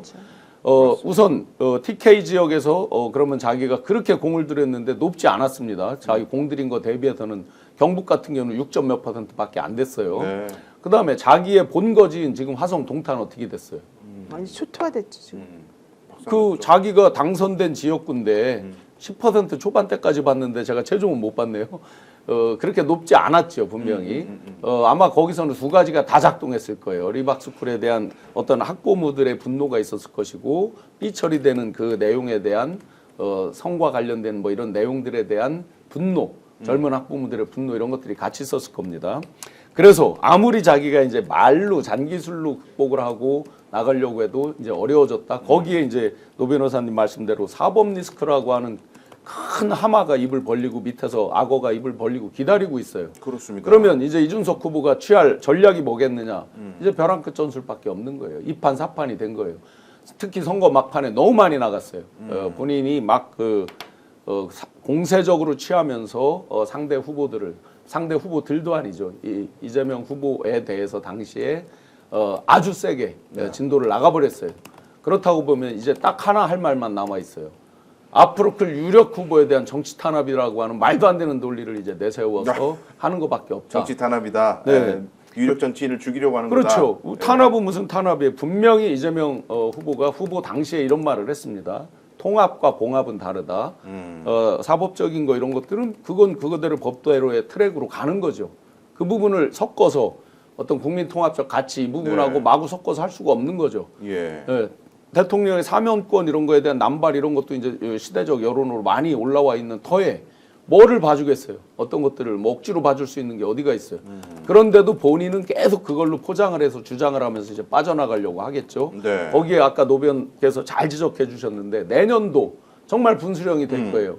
2018년에 바른미래당을 보면 딱 답이 나옵니다. 도의원 한두 분인가 하고 뭐 군의원 몇 분에서 총 아예 저기 시도지사나 기초지자체장까지는 아예 없었고 시 군의원까지 해서 다 해서 10몇 명인가 될 거예요. 지금 개혁신당 가지고 거의 그 애도 못 미칠 가능성이 높다. 왜냐하면 그때 당시에 바른미래당은 많이 나올 때는 13, 16 나온 적도 있거든요. 물론 그때 당시 투표에서 3점 몇 %인가 얻었을 거예요. 거의 지금 그와 유사하게 지나가지 못할 거다. 예. 그렇게 보면 이제 완전히 정치적 사망 선고만 사실상 남아 있다라고 저는 동탄에 보니까 한 10% 조금 더 나왔네요. 그 정도죠. 아이고. 네. 예, 10% 조금 더 나왔네요. 그러면 자기가 지역구인데 예. 네. 10%, 동탄 1동은 10% 좀 넘었고 동탄 2동은 10%도 안 되고 뭐 하여간 참 안쓰럽습니다. 네. 정치적 미래가 없어 보인다. 2판 4판이 됐어요. 이 네. 퇴로가 없어요. 그러네요. 본인이 이제 그걸 퇴로를 억지로 열기 위해서 이제 말로 꼬고 하는 것밖에는 없어요. 예, 게다가 보수의 가장 큰 표밭인 대구 경북에서는 거의 죽일 놈이 돼 있고 네. 그건 정말 불살라 버렸다. 뭐 멀리 찾을 게 아니라 유승민 대표 전철 보면 유승민 대표 안타까움이 있죠. 왜냐하면 누구에 대한 배신이냐를 봤을 때 그게 소위 말하는 대주주에 대한 국민에 대한 배신이냐, 진짜 대주주는 국민이죠. 근데 자기들이 주군이라고 하는 사람에 대한 배신이냐를 구별했어야 되는 건데 만약에 유승민 대표의 말을 들었으면 탄핵 안 당했겠죠. 그 지경까지 안 갔겠죠. 결과적으로 본다면. 네. 그런데 이게 뒤섞였어요. 감히 박근혜 님을 하면서 이제 이게 막 뒤섞이면서 지금까지 극복 못 하잖아요. 그렇죠. 현실적으로 헤어나오지 평생 못하잖아요. 동안 좋은 것이 돼 있죠. 네. 이게 그보다 지금 강도가 약합니까? 훨씬 더 강하지. 그렇죠. 네. 그 안철수가 문재인 대통령이 당선될 당시에 이제 3등 주자로 해가지고 거의 20% 넘는 득표를 했었었는데 새바람치고는 매우 초라하다. 8% 득표는 너무 초라해서 이거 어디 가서 자랑할 수 없는 득표율이다. 저는 그렇게 분명히 생각합니다. 자, 이제 소년공 이재명의 대통령으로서의 첫 행보들을 좀 여러분들과 함께 짚어보고자 합니다. 일단 오늘 이제 바로 임기가 시작되고 아까 말씀대로 했는데 내각에 대한 이야기가 언론에서 어제 새벽부터 계속 나와가지고 어제 새벽 1시에는 김민석 최고위원을 총리로 내정할 것 같다라는 속보가 나와가지고 제가 깜짝 놀랐습니다. 원래는 뭐 하마평에는 뭐 두산 전 이제 회장이었던 뭐 박용진 회장이라든가 박용만. 박용만 회장이라든가 뭐 어디에서는 뭐 박지원 원장 총리 얘기도 있었고 했는데 김민석 최고를 총리로 내정할 것 같다라는 속보가 있었거든요. 내각에 대한 움직임들이 바로바로 아마 이어질 것 같고 뭐 민정수석은 또 대류과주의 한 변호사님, 그 검사 출신 한 변호사님을 민정수석 오광수 변호사. 네네. 특수부. 그래서 이게 상당히 그 인선에 대한 얘기가 벌써 뭐 이미 준비가 돼 있겠죠 어느 정도는 진용이. 근데 오늘 아마 여러 소식들이 더 나올 수도 있을 것 같은데 일단 총리 김민석 최고 총리 지명 가능성 진짜 있다고 보시죠? 노변께서 그 부분은 많이 하시는 것 같아요. 아니요, 저는 많이는 모르는데 네. 그 실질적으로는 아마 거의 된 것 같이 얘기는 들리더라고요. 오. 왜냐하면 김민석 수석 최고위원이 그 이재명 후보하고 이 호흡을 맞추면서 네. 되게 그 일을 잘했대요. 음. 그래서 전체적인 브레인으로서 이재명 후보 주변에 이제 사람이 여러 명이 있었을 텐데 네. 그 중에서 가장 일을 깔끔하게 처리하고 그 다음에 당시 후보의 뜻을 가장 명확하게 이해를 하고 그 다음에 이제 본인이 전략을 잘 세워가지고 사람들을 이렇게 한 마음 한 뜻으로 시끄럽지 않게 다 이렇게 우해가지고 하는 일을 하게끔 만드는 그런 능력이 되게 탁월했었다. 그리고 모나지 않더라. 그래서 예. 엄청난 신뢰를 쌓게 되었다. 뭐 이제 이런 얘기가 있고요. 그 다음에 이제 그 강은구 국회의원인가요? 이번에 저기 지금 다시 또 얘기가 되고 있는 우리 삼선의 국회의원님. 예. 그분 같은 경우에도 정책실장인가요? 이 일을 되게 잘했다라고 하는 얘기가 지금 있어요. 예. 그래서 이제 이재명 후보는 그동안에 자기가 몇 년 동안 일을 한 2년 정도 지금 일을 해보니까 이 사람하고는 호흡이 잘 맞는다, 일을 잘한다, 전체적인 큰 그림을 이해할 수 있다. 그 다음에 스피드도 있고 모든 일에 대해서 빠삭하다. 뭐 이런 느낌을 가진 사람들을 자기 측근으로 두고서 일을 좀 하고 싶어하는 그런 느낌이 있더라고요. 네, 그래서 그분들에 대해서는 아마도 김민석 최고가 총리가 되고 이제 나머지 분이 그렇게 되는 것에 대해서는 특별히 문제는 없어 보이고 네. 근데 오광수 변호사 같은 경우에는 예. 검찰 특수부 출신이기도 하지만 18기예요. 그래서 이재명 후보하고 같은 기수여가지고 네. 실제 이 사람에 대해서 매우 잘 알아요. 이 사람이 일하는 방식이라든가 이런 것들. 그래서 민정수석으로 이제 좀 괜찮다고 지금 보는 것 같고 이태영 변호사에 대한 또 신뢰가 또 되게 커서 네. 이태영 변호사는 지금 다각도로 그 사람을 여기저기에서 좀 쓰려고 하는 생각이 좀 있는데 그럼에도 불구하고 이제 국회의원들을 자꾸 이렇게 쓰다 보면은 국회의원들은 여기 들어갔다가 나중에 어떻게 될지 모르는데 또 자기 의원 자리만 자기 사실 버리는 셈이 되잖아요. 지역구 관리도 안 못하고. 예. 그래서 그런 것들에 대한 그 본인의 의지가 있지 않으면 사실 이 얘기가 나오기가 어려워요. 그래서 이제 이미 그것들에 대해서는 미리 그 전에 네. 얘기를 좀 해놨었던 것으로 지금 판단하고 있습니다. 특정 사람에 대한 얘기보다 이제 정부에서 일해본 제 경험으로 비추어서 그 구조적인 부분을 짚으면 이제 사람 인선이 좀 해석이 될 겁니다. 네. 이번에 이제 내란 친위 쿠데타를 극복하고 그들이 지금 버려놓은 산더미 같은 그런 오물들을 제거하는 숙제가 하나 있는 거고, 네. 그 다음에 진짜 대한민국으로 가야 되는 그 어떤 시스템 이런 것들을 초기에 만드는 작업 이게 이제 필요한 거잖아요. 심지어 뭐 대통령실 이전의 건부터 시작해서 지금 뭐 산적한 게 한두 가지가 아니잖아요. 그렇습니다. 당장 공간을 어떻게 할지 거주하는 공간을 어떻게 할지 이런 거부터 지금 정말 산적해 있잖아요. 그렇게 본다 그러면 보통 일기에 총리 이런 거를 저 인선을 할 때 화합형이냐 실무형이냐 이런 얘기를 이제 흔히 하잖아요. 그러면 아마 이런 갈등이 일반적으로 심했을 때는 화합형 뭐 이런 식으로 얘기를 할 수 있어요. 무색무취한 분 예. 이런 식으로 이제 인선을 할 수 있겠죠. 통상은. 그런데 이번에 특수성이 있는 거죠. 내란을 종식해야 되고 새로운 어떤 진짜 대한민국을 가기 위한 초석을 다지는 기간이란 말이죠. 일기를 내년도 지방선거까지 생각해 보면 내년 2월 3월까지가 거의 일기라고 볼 수 있습니다. 전체적으로. 그러면 그 초석을 다질 때 시스템이 어떻게 될 거냐. 자, 지금 총리가 공석이죠. 물론 민주당이 다수당이기 때문에 총리 인준에는 문제가 없을 겁니다. 과반 동의거든요. 재적 과반, 출석 과반이 동의하면 이제 인준이 되기 때문에 총리는 반드시 인준을 받아야 됩니다. 국회에서. 네, 그렇죠. 다른 분들은 대부분 네 자리는 인준을 받아야 되고 일반적인 장관들은 인준을 못 받아도 그냥 강행해서 뭐 30몇 명씩 했잖아요. 그죠? 네. 그래서 그 인준 이런 부분에 대한 부담은 없어요. 그러다 보니까 실무적으로 그립을 잡고 실질적으로 일을 할 수 있는 총리, 즉 실무형, 실세형 총리가 지금 필요한 시기거든요. 네. 내란 종식이나 이런 것들이 일사불란하게 가려면 내각과 정부, 대통령 비서실이 아주 유기적으로 맞물려 가야 되다 보니까 그러면 대통령 비서실도 실무형으로 갈 거다. 네. 그다음에 내각은 그러면 시스템적으로 본다면 처음에 장관의 인사청문회까지 시간이 꽤 걸립니다. 순차적으로 각 위원회별로 이제 인사청문회를 하면서 나가기 때문에 길게 잡으면 2달, 석 달도 걸립니다. 박근혜 정부 처음에 장관이 완성되고 총리 완성되는 게 5개월 넘게 걸리기도 한 적도 있었죠. 네. 그래서 그렇게 보면 처음에 이 내란을 종식하고 공무원 세계에도 굉장히 깊고 넓게 뿌리박힌 그 암약하고 있는 세력이 있는 셈이죠. 왜냐면 한덕수, 최상목 등등이 다 거짓말하고 그렇죠. 지금 출국금지 당해 있잖아요. 네. 그런 것까지 보면 굉장히 넓고 깊게 뿌리박고 있는 거죠. 이런 것들을 안에서 실무를 관장하면서 색출하고 제거하고 하려면 차관들이 중요한 거죠. 예.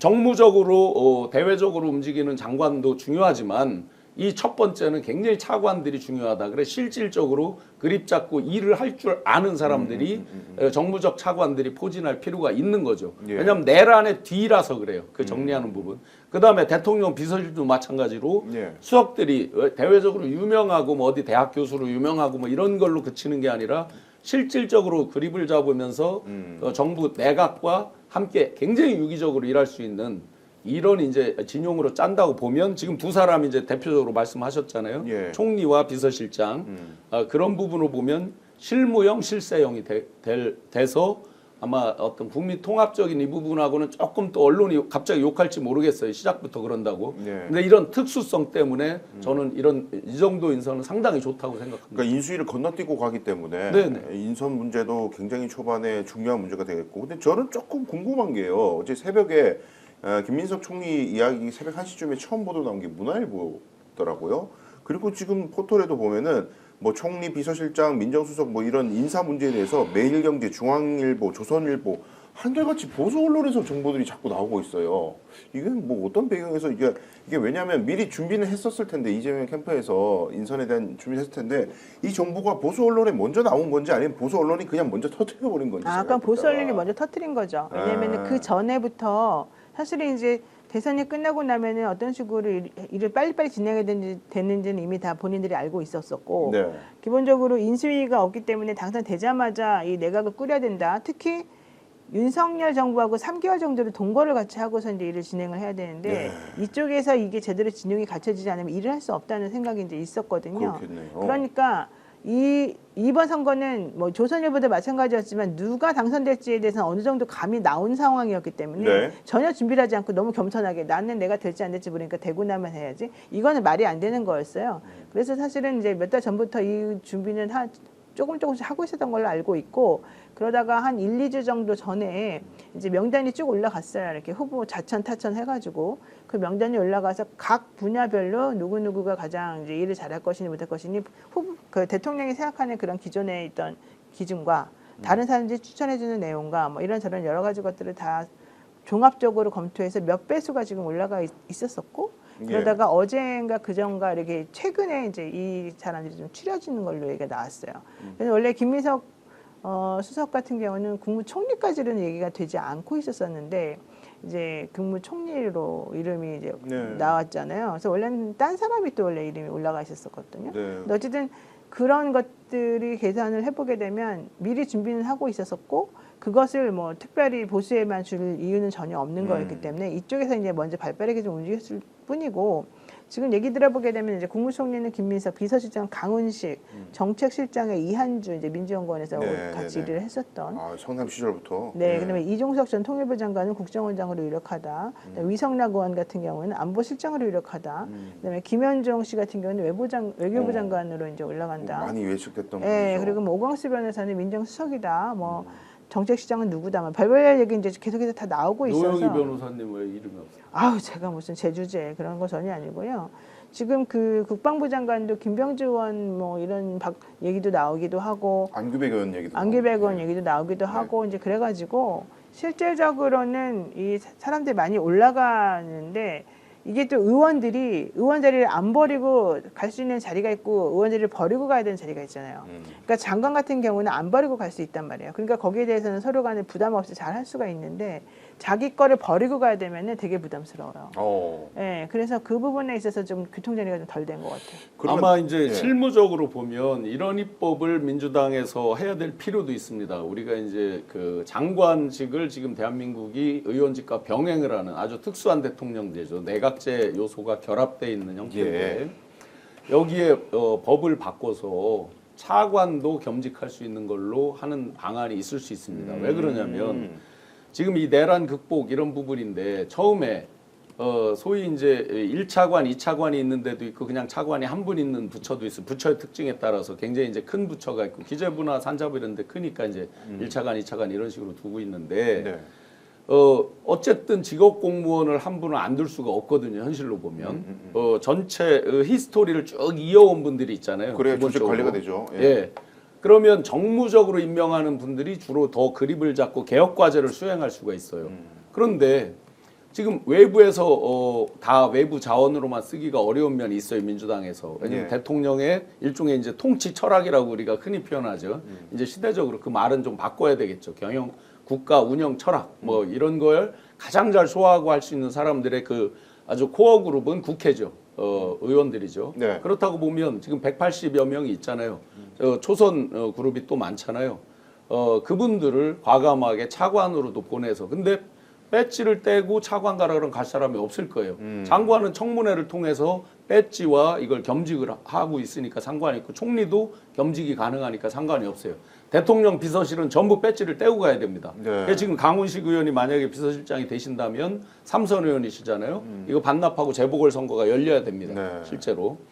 그런 상황이라서 차관까지를 그 법을 바꿀 필요가 있어요. 물론 일부에서 저항하는 사람들이 있을 수 있지만 내란 종식 극복이라고 하는 예. 나름 특수 상황이에요. 그리고 어차피 장관도 정무직, 차관도 정무직이에요. 실제 직업 공무원이 있고 정무 공무원이 있어요. 그렇다고 보면 바꾸는데 크게 무리는 없다. 그런 것도 민주당에서 강력히 아이디어로 생각을 하셔야 된다고 봅니다. 네, 그러면 이제 정부나 대통령실은 이런데 당 문제도 살짝만 그래도 우리가 보면 민주당은 이제 당 대표를 새로 뽑아야 되는 상황이잖아요.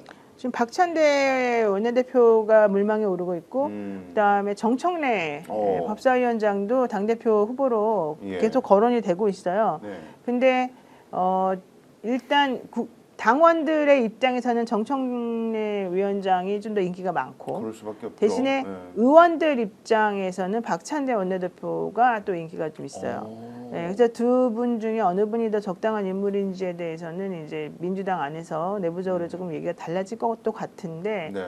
일단 정청래 위원장하고 박찬대 원내대표는 서로 뭐 공격적이나 배타적인 관계를 가지고 있는 건 아니고 서로 예. 협조적인 부분이 있어서 이 부분에 대해서도 어느 정도 좀 그 교통 정리가 되지 않을까 싶습니다.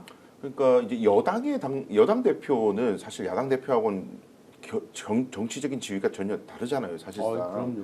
그래서 이제 당내 조직 관리를 잘 하고 또 대통령하고 소통 잘할 수 있는 사람이면은 좋겠다. 투사들은 진짜 일선에서 싸우고 네. 투사형보다는 뭔가 좀 관리형 인재가 더 적합하지 않나 이런 생각이 이 부분 드는데. 지금 네. 이제 정확한 지적이신데 투사형이냐 관리형이냐에서 첫 번째 지금 내란을 종식 척결하고 새로운 대한민국의 초석을 다지는 기간이라고 본다면 예. 이 기간에는 정말 당과의 협조가 절대적이죠. 어떤 것들을 긴급하게 입법 발의를 해서 통과시켜야 되고 하는데 만약에 네. 옛날로 치면 이제 당 청관계 지금 뭐 대통령실로 갔으니까 당 정관계 그러니까 당정청이라고 그랬었죠. 지금은 당정대라고 불렀죠. 네, 네, 네. 어쨌든 뭐 뭘로 불러든지 간에 대통령실과의 그 유기적 관계가 안 되면 초기에 내란 극복하는데 여러 혼선이 있을 수 있습니다. 예. 입법으로 분명히 다 뒷받침이 돼요. 특검이라든지 종합특검 이런 게 다 입법 사항이잖아요. 그러다 보니까 아주 유기적으로 맞는 그래서 좀 전에 이제 투사형이냐 관리형이냐 이런 부분에서 아주 뭐를 심각하게 돌파하고 선거를 전면에서 이끌고 할 때는 이제 또 투사형이 나을 수도 있고, 근데 이 초기에는 좀 그런 부분을 감안해 본다 그러면 대통령실과 가장 유기적으로 호흡을 잘 맞출 수 있는 분, 뭐 그게 누굴지는 저는 잘 모르겠습니다만 네. 그런 분이 되는 게 훨씬 초기 안정적으로 국정을 시스템적으로 잡는데 유리할 것 같다. 네, 당과 이제 정부 입각까지 내각까지 여러 측면에서 이재명 대통령의 첫 행보 주목이 되는데, 또 하나는 참 이건 좀 언론에 약간 유감인 건데요. 유감인 것은 뭐냐면 당선증의 잉크가 마르기도 전에 그 무슨 뭐 헌법 84조의 해석론 논란이고 재판이 앞으로 정지될지 아닐지 이게 논란이고 이게 너무해 산이다. 재판 얘기를 또 꺼내고 있어요. 당선증 잉크 마르기도 전에, 이 새 정부가 출범해서 어떤 방향 갈지를 주목하기도 전에 허니문은 당연히 없고, 허니문 없애버리고 그냥 바로 사본 리스크라는 듯이 빠져있는 듯이 막 얘기를 하니까, 법원이 당장 또 재판기일 지금 변론기일을 공판기일을 6월에 잡고 있는 게 좀 있지 않습니까? 이게 또 연기가 될 거냐 안 될 거냐, 그럼 그 공판기일에 사법부가 84조에 대한 해석론을 뭐 할 거냐 말 거냐, 이 논란으로 이어져 가고 있어요. 근데 민주당에서는 지금 그 입법들로 해결하려고 하잖아요. 법을 만들어서. 그래서 이제 5일에 뭐 실제로 지금 이제 의회를 이제 열려고 한다, 뭐 이런 얘기도 나오고 있는데, 뭐 형사소송법 개정이라든가 이런 것들 바로바로 해야 된다. 아니다. 조금 지금 득표율 추이가 너무 성급하게 갔다가는 다른 동력 잃을 수 있으니까 약간 좀 신중해야 된다. 이 얘기가 있더라고요. 근데 어떻게 보십니까? 아니 근데 당공? 지금 신중할 시간이 없어요. 네. 지금 당장 18일부터 파기환송심 재판 일정이 지금 잡혀 있어요. 그러니까 그 날짜를 추정해 놓은 게 아니에요. 지난번에 서울고등법원 7부에서 그렇죠. 날짜를 아예 박아놨단 말이에요. 그러면 그 박아놓은 재판에서 실제 이거를 어떻게 할 것인지가 이제 결정이 돼야 되는데, 하필이면 조희대 대법원장이 뭐라 그랬어요. 그 건과 관련해서는 각 하급심이 알아서 판단해라. 각자 판단해라. 중재를 시키든지 뭐라든지 니네가 알아서 해. 이렇게 무책임하게 말했단 말이에요. 사실 있을 수 없는 일이거든요. 네. 그러니까 저는 이게 매우 황당무계한데, 대법원장이 그렇게 해놨기 때문에 각급 법원에서 이제 다 각자 어떤 식으로 할지는 따져봐야 되고, 실제 그렇다 하더라도 전체적으로는 다 그냥 중지시켜 놓는 것으로 다 의논을 해가지고 할 가능성은 있지만, 당장 18일부터 이 일이 벌어지기 때문에 우리가 지금 손 놓고 있을 수는 없는 거죠. 네. 그래서 민주당에서도 지금 이걸 계기로 해가지고 미리 지금 입법안을 만들어서 대통령으로 당선되고 난 다음에는 기존에 진행되고 있는 재판이 있다 하더라도 일단 중지시켜 놓는 것으로 지금 안을 만들고 있거든요. 네, 네. 근데 이거를 가지고서 사실 약점 잡으려고 국민의힘에서 계속해서 그동안에 얘기한 게, 김용태 위원장도 그랬고 뭐 또 다른 사람들도 그랬고, 이재명 뽑아봐라. 뽑아놓고 나면은 2달 있다가 또 벌금 100만 원 이상 받아가지고 대선 또 치른다. 이런 얘기를 그동안 네. 계속 해왔단 말이죠. 근데 그런 상황을 두고도 이거 지금 이제 괜찮으니까 넘어가자. 이거 빨리빨리 처리 안 해도 된다. 이렇게 할 수는 없잖아요. 그러니까 사실 이제 시급하게 지금 처리를 해야 되는 건 맞아요. 그렇습니다. 그리고 이제 일각에서는 뭐 참 좀 답답한 얘기인데, 이번에 의회 스코어가 나온 거는 다 그 무리하게 법원을 공격하고 뭐 대법원을 뭐 판사를 늘리는 등 이런 것들을 너무 무리하게 얘기하다 보니까 저도 뭐 같은 강력한 주장들을 많이 했었는데, 저 같은 사람들 때문에 표를 잃었다라는 이야기하는 사람도 있어요. 여기 우리는 다 같은 공범입니다. 그렇게 치면은 무리하게 네. 했다 그러면 그 원인 제공은 어디서 했습니까? 그러니까요. 네. 네. 그 헌법 84조 나왔으니까 이제 말씀드리면, 모든 법을 만들 때는 입법 취지라는 게 있습니다. 네. 헌법에는 이제 헌법 정신, 헌법 가치, 그리고 각각의 조문의 취지가 있죠.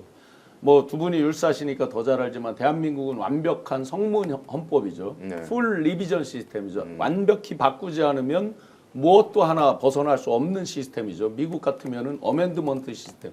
새로운 현상이 생기면 새로 거기다 갖다 부과하고 바꾸면 되는 거죠. 여기서 이제 근본적인 이들이 장난치는 출발이 되는 거죠. 헌법 84조 가지고 해석의 문제를 가지고. 그런데 네. 생각을 해보세요. 집권한 사람이 검찰 수사, 형사 소추 이런 것들을 중지시키는 근본 입법 취지가 뭐겠어요? 안정적인 국정 아니에요. 그럼 재판도 마찬가지죠. 네. 당선이 안 됐다면 모르는데 당선이 된 상태에서 그 취지는 분명히 안정적인 국정. 그러니까 학계의 압도적 다수설이 그렇게 되어 있는 거를 네. 어거지로 10몇 명의 대법관들이 그거를 입법 취지를 완전히 바꿔서 한다? 그러려는 의도가 지금 엿보이는 거잖아요. 이미 실행을 한번 한 적이 있고 그렇죠. 그렇기 때문에 그런 입법 취지를 역행하는 일을 하려고 하기 때문에 입법으로 바꿔야 되는 거죠. 법을 명료하게 그렇게 그럼요. 천원해주겠다. 그레이 영역 있잖아요. 해석 영역. 이 해석에 따라서 이렇게 해도 되고 저렇게 해도 되는 네. 영역. 그걸 명확하게 하기 위해서 법을 바꿔놔야 되는 거죠. 그렇죠. 이것은 역풍이다 말다 뭐 늦춰야 된다 할 필요가 없어요. 그렇습니다. 불명확한 것을 명확하게 하는 거기 때문에 그거는 대법원에서 뭐라고 말할 수가 없어요. 대법원은 뭡니까? 만들어진 법을 정확하게 적용하는 기관이에요. 네. 그렇기 때문에 그건 더 이상 논란의 저기를 가질 필요가 저는 없다고 확신합니다. 그 언론의 논조가 굉장히 저도 불만이에요. 논란이 된다는 듯이 자꾸 얘기를 하니까 뭐 율사로서도 법률적으로도 뭐 84조 그 해석론은 공소가 취소돼야 된다 이 얘기를 저는 계속 해왔었는데 아니 정치적으로도요. 법률적인 걸 떠나서 정치적으로도 지금 국민들의 표를 확인했는데 이 상황을 보고도 국민들이 이재명에 대한 지지를 이렇게 많이 했는데 그걸 법원이 또 다시 뒤집어 엎고 국민들 투표 결과 난 모르겠고 난 법대로 할 거야. 내가 생각하는 법대로 할 거야. 아 이걸 어떻게 논란거리를 만들 수가 있나 이런 생각도 그러니까 듭니다. 허니문은커녕 왜 우리 옛날에 저기로 보면 결혼식 새신랑이 저기 해서 가려 그러면 뭐 거꾸로 배달라도 뭐 치고 이런 것도 막 있었잖아요. 옛날 예, 저 예. 관습 중에 가듯이 일종의 이제 군기 잡는 거죠. 군기 잡는 거. 지금 허니문은 아예 생각도 못하고 거꾸로 군기부터 잡기 시작하는 거예요. 당신 말이야 우리가 원하는 대로 잘 안 들어? 그럼 우리는 가만히 안 있을 거야? 뭐 딱 이거잖아요. 지금 아직 취임식도 안 했는데 지금 시간에 하고 있나요? 예, 지금 이제 막 그런 상황이 하려고 하죠. 예, 11시부터 예. 정말 언론에 어떻게 보면 안 좋은 관행이기도 하죠. 맞습니다. 자, 어쨌든 중요한 건 오늘 취임식 하게 되면 오부 요인이 등장합니다. 예, 같이 참석을 해야 되잖아요. 뭐 네. 이렇게 아무리 간단하게 한다 하더라도 그 중에 한 명이 대법원장이라. 아이고 부끄러워라 어색해라. 자 11시에 이제 취임식 앞두고 우리 그래도 이제 미리 또 우리가 기분 좋은 영상 하나 보고 돌아오도록 하겠습니다. 이재명 대통령의 당선인 소감 영상을 잠시 보고 오도록 하겠습니다. 민주공화국 대한민국 시민 여러분 진심으로 감사드립니다. 여러분들이 제게 기대하시고 맡긴 그 사명을 한순간도 잊지 않고 한치의 어긋남도 없이 반드시 확실히 이행하겠습니다. 여러분들이 작년 12월 3일 그 내란의 밤부터 지금 이 순간까지 풍찬 노숙하면서 간절히 바랬던 것 그 중에 하나 이 나라가 평범한 시민들의 나라라는 사실 대통령이 행사하는 모든 권력은 모두 국민으로부터 온 것이고 그 권력은 대통령의 사적 이익을 위해서가 아니라 더 나은 국민의 삶과 이 나라의 밝은 미래만을 위해서 온전하게 쓰여져야 한다는 사실을 증명하려고 했습니다. 이제 6개월이 지난 이 시점에서야 비로소 그들을 파면하고 이 나라의 주인이 바로 우리 자신이라는 것을 여러분 스스로 투표로서 주권 행사로서 증명해 주셨습니다. 고맙습니다. 아우 소름. 어우 예 닭살이 쫙 돋습니다. 아 이번 투표 한 표 한 표는 단순한 투표가 아니라 혁명의 완수였다. 빛의 혁명의 완수로서 여러분들 손에 있는 이 투표용지 하나하나는 응원봉과 다름없었다. 그래서 이 표의 행사로서 권력을 교체하고 정치 세력도 교체했다라는 점을 명확히 선언해 주신 것 같습니다.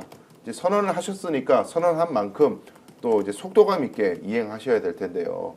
득표율 이런 것 때문에 일리비 하지 말고 그죠? 뭐 이런 것 때문에 주춤하지 말고 또 당내에서 신중론 이런 거 나 신중론의 시험만 들어도 막 두통이 생겨. 너무 머리 아파. 득표하고 상관없이 우리 시민들이 이재명 대통령을 만들어준 이유를 잘 좀 이행을 해주셨으면 좋겠습니다. 자, 그리고 용산 집무실에서 일단 할 수밖에 없는데 청와대로 돌아간다는 이야기를 하셨잖아요. 이재명 대통령께서. 근데 비용이 들긴 들지만 이게 내란 냄새 나는 곳에서 하루라도 있을 수 없다, 사실은. 우리 국민들이 보기에도. 그래서 이동할 것으로 보이는데 뭐 그거 외에도 좀 시급하게 가장 먼저 좀 처리될, 아까 지금 형사소송법 개정 이야기했고요. 그다음에 대통령실을 청와대로 다시 이전하는 문제도 제가 방금 간단하게 말씀드렸는데 그 외에도 지금 가장 시급하게 해야 될 과제가 뭐라고 생각하십니까? 결국 이제 그 내란에 대한 정리를 못하면 그 갈등이 계속돼서 한 발짝도 못 나갈 수 있어요. 개혁 과제 이런 것들은. 예. 왜냐하면 제가 계속 반복적으로 말씀드리지만 굉장히 넓고 깊게 포진돼 있어요. 지금 이제 리박스쿨 이런 부분도 어떻게 보면 그 중에 일환일 수 있겠죠. 예. 여론을 조성하면서 조작을 하는 이런 거의 일환일 수도 있잖아요. 그렇다고 보면 내란 척결 종식에 대한 특검 이런 것들이 이제 가장 시급한 입법이 되겠죠. 입법적으로 보면. 네. 아까 이제 집무실은 뭐 우리가 그에 대해서 옮긴 거에 대한 비판은 이제 입이 닳도록 했으니까 더 이상 할 필요가 없을 것 같고 어쩔 수가 없는 현실이 있죠. 그래서 가장 기간을 단축하는 부분으로 하면 할 수밖에 없는 것이고 현실적으로 제가 봐도 일단은 다른데 정부청사나 이런 데가 안보실이라든지 그 보안 서버 뭐 여러 가지 문제 때문에 아마 실무를 체크를 해보면 결국은 기존 청와대로 갈 수밖에 없을 것 같으니까 그 부분은 그렇고요. 네. 그다음에 이제 정부 조직을 빨리 바꿔야 될 거예요. 대통령실은 이제 직접 저기를 하면 되는데 정부 조직에 대한 부처 기능 네. 지금 펑션 위주로 하실 가능성이 높아요. 기능 위주로 굉장히 실용적인 걸 좋아하고 또 이제까지 인생 궤적이 정말 실용에 부합하게 왔던 그런 네. 이제 대통령이기 때문에 그렇다고 보면 AI 관련된 부서라든지 기후 환경에 관련된 부서라든지 이런 거를 빨리 신설하면서 국민적 이해를 구하고 설명하는 이런 것들도 또 필요하죠. 공약한 그렇죠, 내용들에 공약상이죠. 대해서 예. 굉장히 그런 부분들 가장 최우선은 어쨌든 내란 종식에 대한 게 하루 이틀에 되지 않습니다. 특검을 구성해서 지금 보세요. 수사하고 재판까지 진행되고 있지만 제대로 된 수사가 아니라는 건 다 알게 됐잖아요. 비아폰 서버 뭐 기타 CCTV 전면 재수사를 해야 되는 상황이고 하다 보면 기존의 박근혜 특검 이런 것들에서 보면 네. 최하자보도 뭐 4개월 뭐 5개월 이렇게 가야 될 거 아니에요. 굉장히 지난한 시간들이기 때문에 굉장히 시급한 과제가 돼 있습니다. 특검법 이야기가 나와서 갑자기 생각나는 건데요. 적어도 명태균 특검법은 노영희 변호사를 임명해야 되는 거 아닙니까? 국내에 명태균에 관해서 노영희 변호사보다 전문가가 어디 있어요? 그런데 그 특검이 되려면 그 당적이 없었어야 돼요. 네. 그래서 법을 바꿔줘야 돼요. 당적이 있었어도 괜찮다 이렇게. 이거 촉과제, 입법 촉과제, 그 이상한 합법이네요. 아니 그거 왜 그러는 거야 도대체? 당적이 있는 게 뭐? 아니 그러니까 저기를 당적을 지금 예를 들어 특검으로 임명되는데 지금 버린다 해도 안 되는 거예요?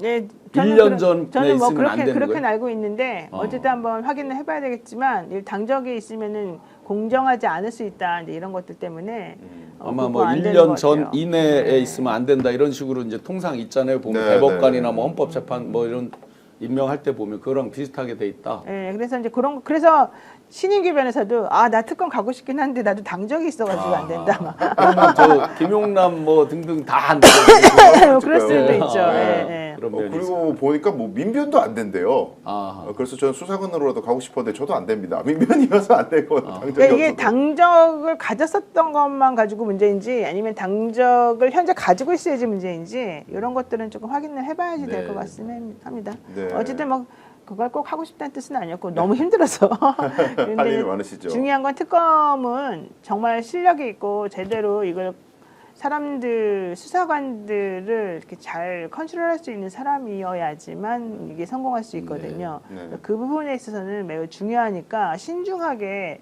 특검할 사람을 뽑는 게 가장 중요하고요. 네, 50억 받고 이런 사람들 절대로 안 어우, 됩니다. 예. 큰일 납니다. 얼굴이 생각나네요, 네. 그분.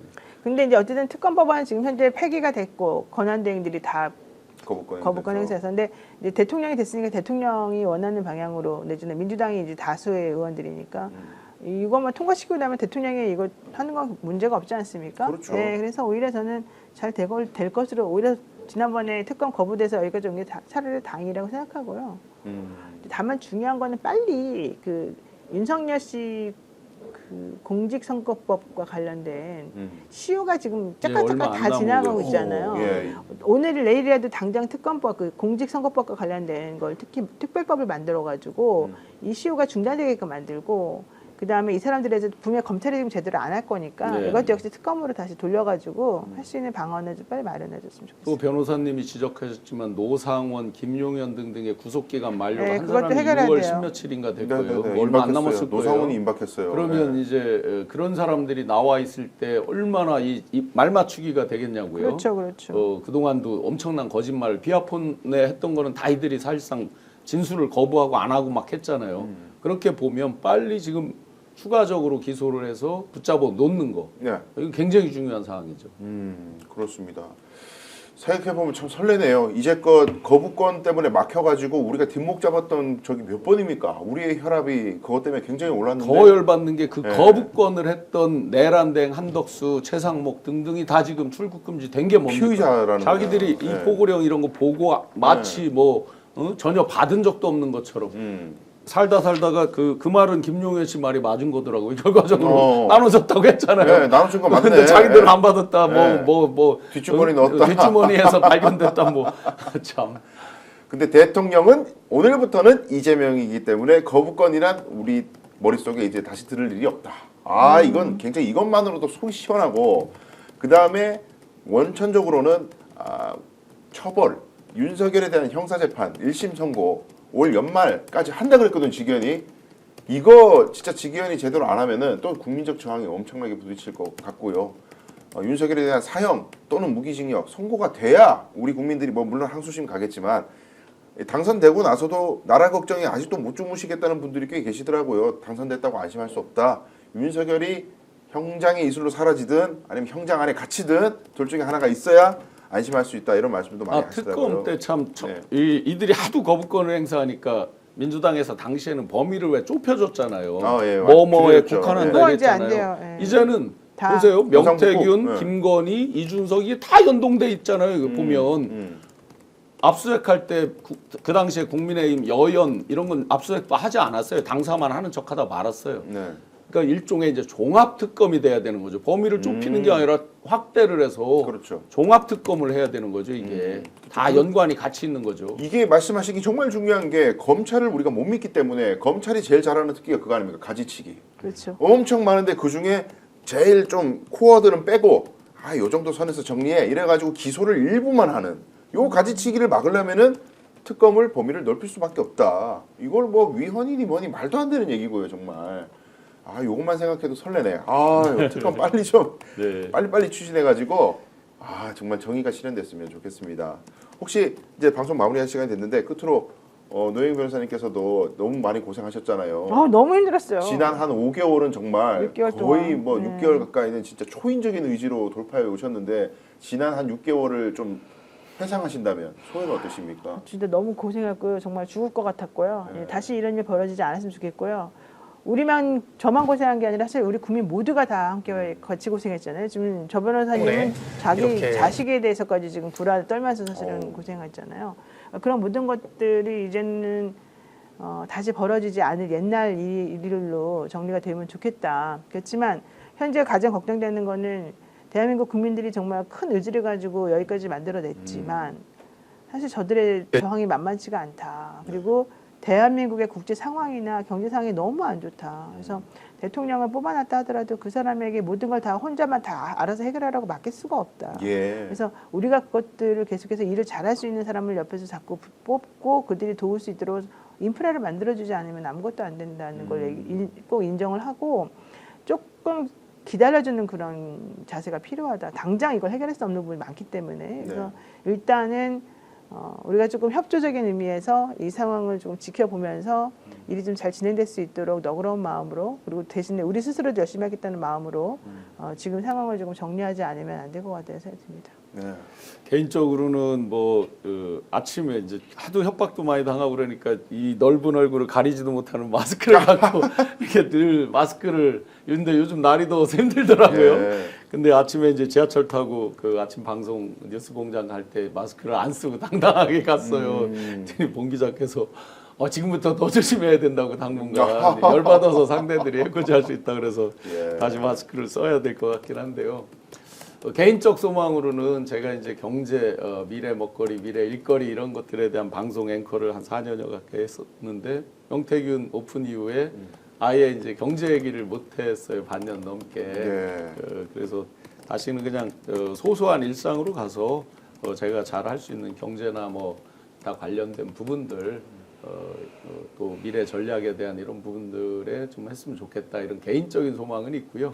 그렇지만 어쨌든 우리가 어렵게 이렇게 되찾은 주권자로서의 위치 또 국민 주권 정부 이재명 정부가 성공할 수 있도록 저뿐만 아니라 지금 시청자 여러분들도 좀 힘드시더라도 끝까지 압도적인 힘을 계속 좀 같이 밀어줘야 되겠다. 저도 네. 눈꽃만큼 기여하도록 계속 노력을 하겠다. 큰 공을 세우셨는데. 네, 그런 다짐을 하는 아침입니다. 예, 시청자 여러분 아침부터 정말 많이 들어와 주셔서 18,000명까지 들어오셨었는데 2만 명 넘게 들었어요. 예, 그러셨습니까? 여러분들이 주인공입니다. 정말 이 지난 6개월 동안 얼마나 고비가 많았고 마음 졸이는 일이 많았습니까? 그런데 우리 시민들께서 이 시청자분들께서 뜨거운 여론을 만들어 주시고 견제구를 날려주시니까 저절로 이루어진 건 하나도 없다. 여러분들께서 관심 가져주시고 방송 그 바쁜 시간대에 계속 이렇게 시사에 관심 가져주셔서 오늘의 놀라운 일이 벌어졌다고 생각하고요. 그러나 이제 말씀 계속 드렸지만은 고비들이 있습니다. 앞으로도 뭐 개헌 논쟁에서 뭐 의원 내각제 세력들이 또 준동할 수도 있는 거고 또 여러 가지 하여튼 고비들이 있을 수 있는데 스픽스는 계속해서 여러분들과 함께 끝까지 이상한 일을 벌이는 사람들의 음모들 철저히 파헤치고 또 속보들 빠르게 전달해 드릴 것을 약속을 드리겠습니다. 그리고 이재명 대통령이 취임식 붙어서 바로 갈 테니까요. 여러분들 떠나지 마시고 계속 시청해 주시면 감사드리겠습니다. 도움 주시는 분들 말씀 전해드리겠습니다. 최대 128만 원 놓치지 마세요. 인터넷 TV 신규 가입 시 48만 원, 휴대폰 구입 시 최대 50만 원, 정수기 렌탈 시 최대 30만 원, 인터넷 가입과 동시에 알뜰폰 또는 휴대폰 새로 장만 없이 현재 쓰고 있는 휴대폰의 통신사만 변경하면 최대 30만 원의 혜택을 돌려드립니다. 인터넷 성능 거기서 거기죠. 혜택만 잘 비교해 보시면 됩니다. 비교원은 23년 동안 60만 명 누적 가입자, 983억 누적 현금 상품 지급 그리고 개인정보 보안도 철저해서 한 건의 보안 사고도 없었습니다. 8억 이상의 보증보험을 가입해서 한 번도 억울한 일 없도록 준비된 인터넷 비교원, 인터넷, 휴대폰, 정수기 비교는 비교원에서 하세요. 자세한 내용은 1670-2571을 통해 상담 받으시거나 네이버에 인터넷 비교원을 검색하시고 상담 신청하시기 바라겠습니다. 삼산순백 이어가겠습니다. 홍삼 가격에 상삼을 드립니다. 전설의 고래 삼삼의 매일 있는 지리산상의 상산 출액 순 100% 삼산순백을 소개합니다. 죄송합니다. 방음 세가지고 옛 어르신들은 무더운 여름을 앞두고 삼삼 한 뿌리씩 챙겨 드셨다죠. 이젠 그 삼삼을 간편하게 한 병에 담은 삼산순백이 있습니다. 6월은 우리 몸의 에너지를 미리 채워야 할 때입니다. 삼산순백 한 박스에는 7년근 산화산산 30뿌리 분량의 사포닌이 꽉 들어있습니다. 다양한 사포닌 종류와 압도적 농도, 흡수율을 높이는 컴파운드 K까지 강화해서 몸에 쏙쏙 에너지를 제대로 채워줍니다. 온라인 후기 16,000건 이상 거의 만점 평점을 자랑하고 있습니다. 6월에도 변함없이 삼산순백 1+1과 사은품 천삼 발효식초 2병을 준비했습니다. 단순한 사은품이 아니죠. 이건 자연이 만든 또 하나의 선물입니다. 국내 유일의 좋은 자연 발효식초, 고온 발효에선 절대 나올 수 없는 청명한 황금빛 원액, 그 깊고 순한 맛은 식초라 부르기에 너무 아깝습니다. 몸에 채우는 삼삼, 비우고 정화하는 발효식초, 하나는 채우고 하나는 다스립니다. 두 자연의 걸작이 한 세트로 여름 오기 전에 내 몸을 위한 최고의 선택 삼산순백입니다. 검색창에 삼산순백으로 검색하시거나 전화문의 1666-1080으로 하시기 빠르겠습니다.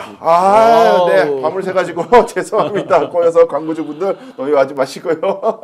정치분석 생방송 오늘은 여기까지 하겠습니다. 노영희 민주당 청가선대본부 가짜뉴스단 뉴미디어 대응단장 신용환 민주당 선대위 전략자문단 부단장과 함께 했습니다. 여러분 고맙습니다. 고맙습니다. 오늘 방송 어떠셨습니까? 마음에 들었다면 구독, 좋아요로 스픽스를 응원해 주십시오. 여러분들의 구독, 좋아요는 가장 큰 힘이 됩니다. 스픽스 구독, 좋아요